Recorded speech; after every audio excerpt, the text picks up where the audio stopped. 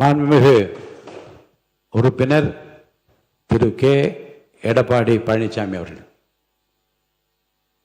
மாண்பு பேரவைத் தலைவர்களே, நான் ஏற்கனவே பேச வந்தது முதலமைச்சர் வந்து பதில் இல்லை, குறுக்கீட்டுக்கு பதில். அவ்வளவுதான். அனைவருக்கும் சேர்ந்து பதில் சொல்லி இல்லை, அதாவது குறுக்கீட்டுக்கு தான் பதில். இப்போ நீங்க பேசுங்க, உங்களுக்கு தேவைப்பட்டால் அதையும் பதில் சொல்லுங்க. 2 சிறப்பு கவன தீர்மானம் கொண்டு வந்திருக்கிறோம். ஒன்று காவிரி நதிநீர் பிரச்சனை சம்பந்தமாக ஒன்று, மற்றொன்று டெல்டா மாவட்டங்களில் குறுவை சாகுபடி செய்த விவசாயிகள் தண்ணீர் இன்றி பயிர்கள் காய்ந்து அதனால் விவசாயிகள் பாதிக்கப்பட்டிருக்கிறாங்க. அந்த பாதிக்கப்பட்ட விவசாயிகளுக்கு தேவையான நிவாரணத்தை அளிக்க வேண்டும் என்ற 2 தலைப்பின் அடிப்படையில் தான் நாங்கள் கொடுத்தோம். காவிரி நதிநீர் பிரச்சனை பற்றி நான் ஏற்கனவே இதே அவையில் நம்ம கொண்டு வந்தோம். மேகதாது பிரச்சனை சொன்னோம். நடுவர் மன்றத்தை பற்றி இங்கே ஒரு கருத்தை, ஒரு தீர்மானத்தை கொண்டு வந்து நிறைவேற்றிருக்காங்க. அது வந்து நான் ஏற்கனவே தெளிவாக நான் சொன்னேன். பத்திரிகையெல்லாம் வேறு விதமாக வருகின்றது. 18ஆம் தேதி கொடுக்கப்பட்ட அந்த சட்டமன்ற உறுப்பினர்களுக்கு கொடுக்கப்பட்ட அரசு தனி தீர்மானத்தில் கொடுக்கப்பட்ட அந்த வாசகத்தின் அடிப்படையில் தான் முன்மொழிஞ்சு அதன் அடிப்படையில் தான் நாங்களாம் பேசணும். ஆனால் இடை திருத்தத்தை நடுவர் மன்றம் அமைக்க வேண்டும் என்று வலியுறுத்தி இந்த தீர்மானத்தில் அவர் வந்து மாண்பு முதலமைச்சர் பதில் சொல்லிக்கிட்ட போது சொன்னார். அதை நாங்கள் ஏற்றுக்கொள்ளவில்லை. அது இப்பொழுதும் நான் சொல்லிவிடுகிறேன். அதோட கொஞ்சம் உட்காருங்க, அதை பற்றி விளக்கம் சொல்லி உட்காருங்க, ப்ளீஸ் உட்காருங்க. மாண்புமிகு முதலமைச்சர் அவர்கள் அரசின் சார்பில் தீர்மானத்தை முன்மொழிந்தார்கள்.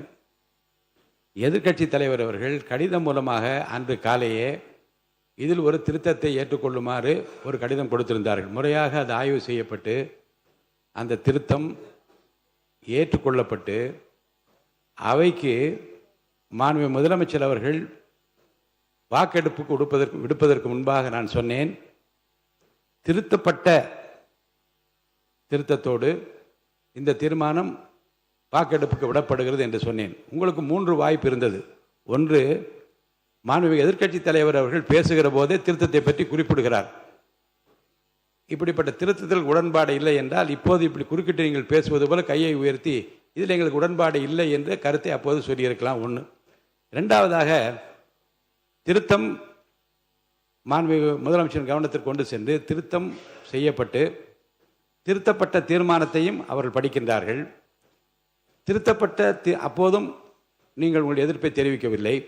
மாண்புமிகு முதலமைச்சர் அவர்கள் தீர்மானத்தை வாக்கெடுப்புக்கு விடுகிற போது நான் சொல்லுகிறேன், இந்த தீர்மானம் அரசின் தீர்மானம் திருத்தங்களுடன் வாக்கெடுப்புக்கு விடப்படுகிறது, ஏற்போர் ஆமன்க என்று சொல்லுகிற போது அனைவரும் ஏகமனதாக மகிழ்ச்சியாக அதை நீங்கள் ஆதரித்தீர்கள்.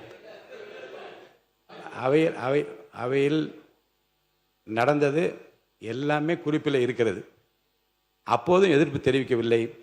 தீர்மானம் ஏகமனதாக நிறைவேறியது என்று அப்போதும் நான் ஒரு வார்த்தை சொன்னேன். வெளி மாநிலங்கள் எல்லாம் ஒற்றுமையாக இருக்கின்றார்களே என்று சொல்லுகிற நீங்கள் இந்த பிரச்சனையில் ஒற்றுமையாக இருக்க வேண்டும் என்பதும் அப்படி இருப்பதும் மகிழ்ச்சியாக இருக்கிறது என்பது கூட குறிப்பில் இருக்கிறது.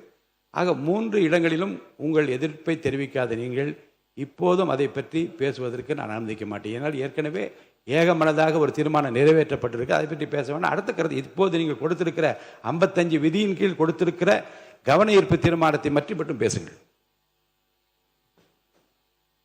மாண்பு பேரவைத் தலைவர்களே, அனைத்து இந்திய அண்ணா திராவிட முன்னேற்ற கழக கட்சி மட்டுமில்ல, தமிழகத்திற்கின்ற பல்வேறு அரசியல் கட்சி தலைவர்களும், குறிப்பாக தமிழக வெற்றி கழக ஆட்சி இடம்பெற்றிருக்கின்ற அந்த கட்சியினுடைய தலைவர்கள் கூட குறிப்பிட்டிருக்கின்றார்கள். இன்றைக்கு கர்நாடகத்தில் எப்படி முதலமைச்சர் தலைமையில் அனைத்து கட்சி தலைவர் கூட்டம் போட்டப்பட்டதோ அதே போல தமிழகத்திலும் அனைத்து கட்சி தலைவர் கூட்டத்தை கூட்டி அவருடைய கருத்துக்களை கேட்க வேண்டும். அதோட இதற்கு முந்தி இருந்த அரசாங்கம், அனைத்து இந்திய அண்ணா திராவிட முன்னேற்ற கழக அரசாங்கம் சரி அல்லது மற்ற அரசாங்கம் இருக்கின்ற பொழுது, உணர்வுபூர்வமான பிரச்சனை வருகின்ற பொழுது, காவிரி பிரச்சனை வருகின்ற பொழுது அதை ஒரு சுமூகமாக தீர்க்க வேண்டும் என்ற அடிப்படையில் விவசாயிகளுடைய பிரதிநிதிகளுடைய டெல்டா மாவட்ட விவசாயிகளுடைய பிரதிநிதிகளையும் அழைத்து அவருடைய கருத்துக்களையும் கேட்டு இந்த கருத்துக்களை எல்லாம் சட்டவர்களோடு கலந்து ஆலோசித்து பிறகு அதற்கு ஒரு அரசு ஒரு தீர்வு காண வேண்டும். இதுதான் கடந்த காலத்தில் இருந்த வரலாறு.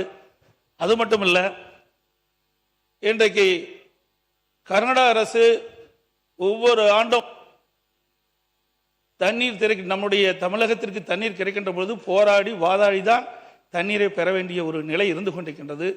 இந்த ஆண்டு கர்நாடக அணையிலே போதிய தண்ணீர் இருந்தும் தண்ணீர் திறக்க மறுக்கப்பட்டது. காவிரி நீர் ஒழுங்காற்று குழு பரிந்துரையின்படி காவிரி மேலாண்மை ஆணையம் 15 நாட்களுக்கு தினந்தோறும் 3500 கனஅடி தண்ணீர் காவிரியிலே தண்ணீர் திறந்திட வேண்டும் என்று உத்தரவு பிறப்பிக்கப்பட்டும் ஒரு தண்ணீர் திறக்கவில்லை. ஆக அப்படி தண்ணீர் திறக்கப்பட்டிருந்தால் குறித்த காலத்திலே டெல்டா மாவட்டத்தில் இருக்கிற விவசாயிகள் குறுவை சாகுபடி செய்திருப்பார்கள். ஆனால் கர்நாடக அரசு தண்ணீர் கொடுக்க மறுத்துவிட்டது. இப்பொழுது கபினி அணை நிரம்பி விட்டது, கிருஷ்ணராஜசாகர் அணை நிரம்பி விட்டது, ஹாரங்கி அணை நிரம்பி விட்டது. கர்நாடகத்தில் இருக்கின்ற அணைகள்லாம் நிரம்பி உபரி நீர் தான் வந்து கொண்டிருக்கின்றது.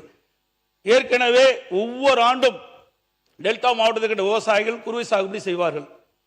அதே போல இந்த ஆண்டும் கிணற்று தண்ணீரை நம்பி அவர்கள் டெல்டா மாவட்ட விவசாயிகள் பயிர் நடவு செய்தார்கள். தண்ணீர் பட்டாத காரணத்தினால் சுமார் 2 லட்சம் ஏக்கர் பயிர் செய்தார்கள். அதில் 1 லட்சம் ஏக்கர் தண்ணீர் இல்லாமல் வறண்டு காய்ந்து சேதமடைந்து விட்டது. அப்படி சேதமடைந்த விவசாயிகளுக்கு இந்த அரசு உரிய அதிகாரிகளை அனுப்பி கணக்கிட்டு பாதிக்கப்பட்ட விவசாயிகளுக்கு உரிய நிவாரணம் அளிக்க வேண்டும் என்று கேட்டு அமர்கின்றேன்.